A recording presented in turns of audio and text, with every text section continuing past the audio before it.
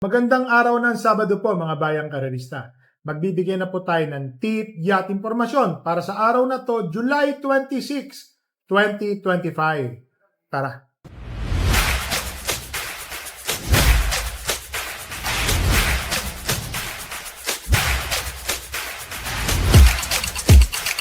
Sa mga bayang karerista, ngayong araw ng Sabado, ito po ang kopya nung araw dapat ng Miyerkules at Huwebes.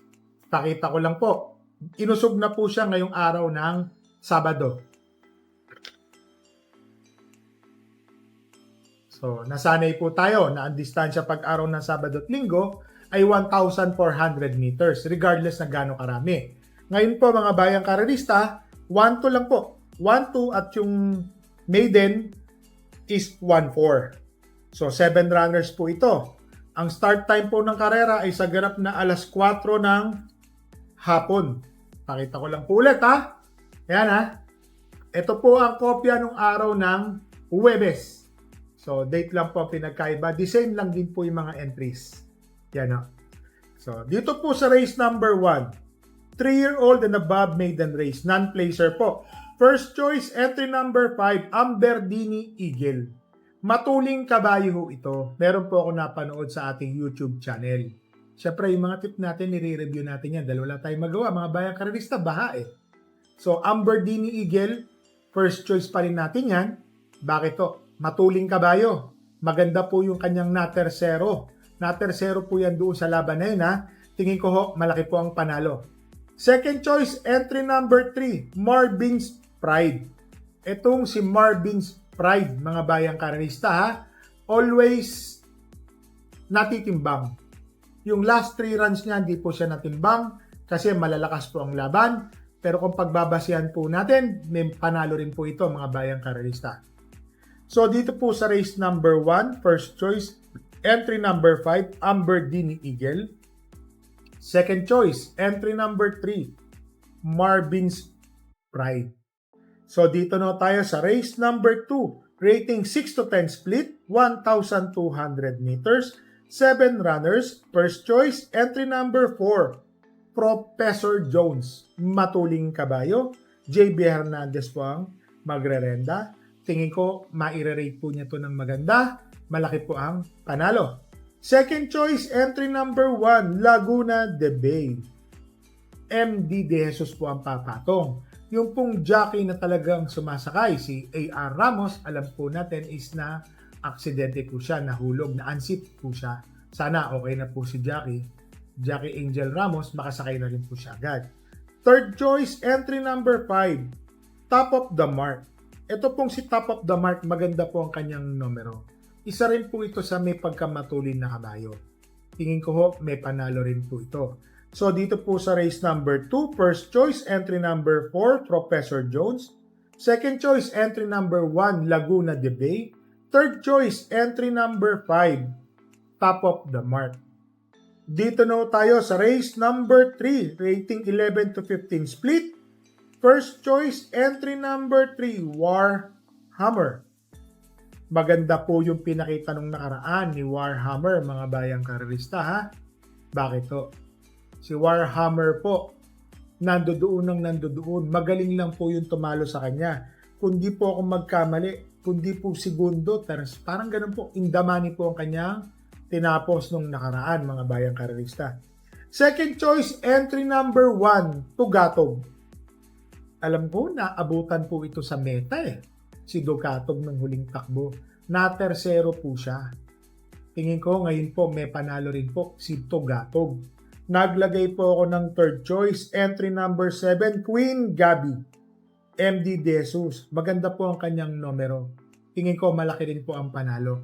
Ngayon may dadagdag po ako. Masarap po itong idagdag. Entry number 8. Tuldok po yan mga bayang karerista. Blue Thunder. Alam niyo naman, may takbo po kasi si Blue Thunder na matulin. Baka mamaya po wala pong ganong katulin eh. Mauna na po ito. Tumapos ng karera. So dito po sa race number 3, first choice, entry number 3, Warhammer. Second choice, entry number 1, Tugatog. Third choice, entry number 7, Queen Gabi. Fourth choice, Otoldok. Entry number 8, Blue Thunder. Dito na tayo sa race number 4, rating 5 non-placer po. 1,200 meters, 6 runners. First choice, entry number 1, Queensland. Patty Dilemma. Tingin ko ho, medyo lamang po si Queensland. Bakit po naging lamang? Nakababa rin po sa laban. Si Queensland po, natitimbang po ito dati sa rating 6 to 10. So ngayon po, nabalik na po siya dito kung saan po yung komportable. Tingin ko ho, malaki po ang panalo. Naglagay po ako ng second choice, entry number 3, Dancing Queen. Nung huling takbo po nito, kung di po ako magkamali, si Dancing Queen po yun, nandoon na po siya, chumatsak naatras po siya. Sa hindi po malamang dahilan, parang pangalawa o pangatlo sa huli, pero yung bilis niya nandoon po. Tingin ko may panalo po ito, mapabayaan po ito sa unahan, kaya pong tumapos ng karera. So dito po sa race number 4, first choice, entry number 1, Queensland. Second choice, entry number 3, Dancing Queen. Dito na tayo sa race number 5, rating 16 to 21, 1,200 meters, 8 runners. First choice, entry number 2, Buntay Shore. Napakababa po sa laban, 1.12 ang kanyang ginagawang tempo sa same distance dati. Tingin ko ho, JB Hernandez, kaya pong manalo. Second choice, entry number 6, Sea Rice, Patty Dilemma. Matuling kabayo po ito mga bayang karalista ha. Si Sea Rice po, kung pagmamasdan po natin, nanalo na po ito, 1.12.5. Tingin ko ho ngayon, malaki din po ang kanyang panalo, si Sea Rice. Sama po natin yan. Naglagay po ako ng third choice. Entry number 7, Frosty Raven. Imported na kabayo. LABD po ang may-ari kay Boss Hans at saka kay Maring Luis Dicena. Tingin ko ho, malaki po ang panalo ni Frosty Raven. Kung magkakaroon po ng killer pace sa unahan, Frosty Raven, re-remate buong buo. So dito sa race number 5, first choice, entry number 2, Buntay Shore. Second choice, entry number 6, Sea Rice. Third choice, entry number 7, Frosty Raven. So dito na tayo sa race number 6, rating 11 to 15 split, 1,200 meters. First choice, entry number 8, Art Seb. Balita ko, magaganda po ang ensayo ni Art Seb. Tingin ko ngayon mga bayang karalista, malaki po ang panalo ni Art Seb. Tingin ko siya na po ang horse to beat dito. Second choice, entry number 1, She's Royal. Matuling kabayo.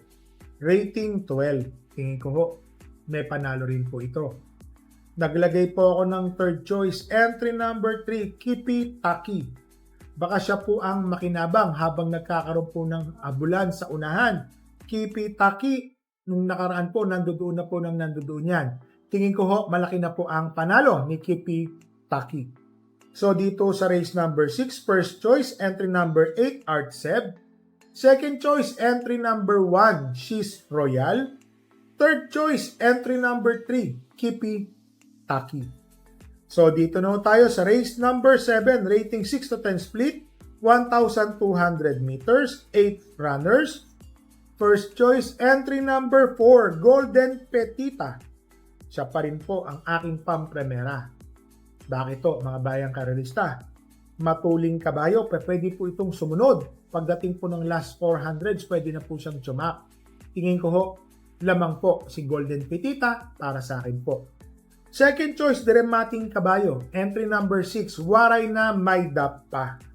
Etong si Waray na May Dapa, mga bayang karalista, maaaring siya po ang makinabang sa mga naghahabulan sa unahan. Alam naman natin, always in the money mga recent na takbo nito. Segundo, tersero, kwarto, puro ganun po. So sa tingin ko ngayon, malaki po ang panalo ni Waray na May Dapa. Third choice, entry number 3, Axis Deviation. Etong si Axis Deviation, pwede itong manood ng kwarto pwesto. Pagdating ng rekta, pag-check sabay layo. Meron po siyang tempo na 1.14. Kung magagawa lang po niya yun, isa rin na rin po siya sa mga horse to beat dito. So dito sa race number 7, first choice, entry number 4, Golden Petita. Second choice, entry number 6, Waray na May Dapa. Third choice, entry number 3, Axis Deviation. So mga bayang karerista, wala po tayong kabayang tatakbo ngayong araw ng Sabado. Sama na rin po natin Linggo, wala po talaga tayong magiging takbo dyan. Next week na po, mga bayang karerista tayo magtatakbo. So pakita ko lang po ulit ang ating kopya. Yan ang kopya na noong pang Webes. So nausog po ito ngayong araw ng Sabado, mga bayang karerista. Kung pagmamasdan po natin, wala pong pinagbago. The same lang po. Pero yung tip po natin, may konting slight na pagbabago lang. Nagtanong-tanong tayo. Marami po tayong napanood at napag-alaman. So mga bayang karerista, ingat po tayo ha. Medyo mataas pa rin po ang mga tubig at madulas po ang mga kalsada. Habang naglalakad po tayo sa mga paborito nating puntahan na off-track betting stations ha. Ingat po. Lagi po nating tatandaan. Bet small, win big, bet big, lose big. Magdala po tayo ng payong at tubig na mainom. So, happy racing po and stay safe po.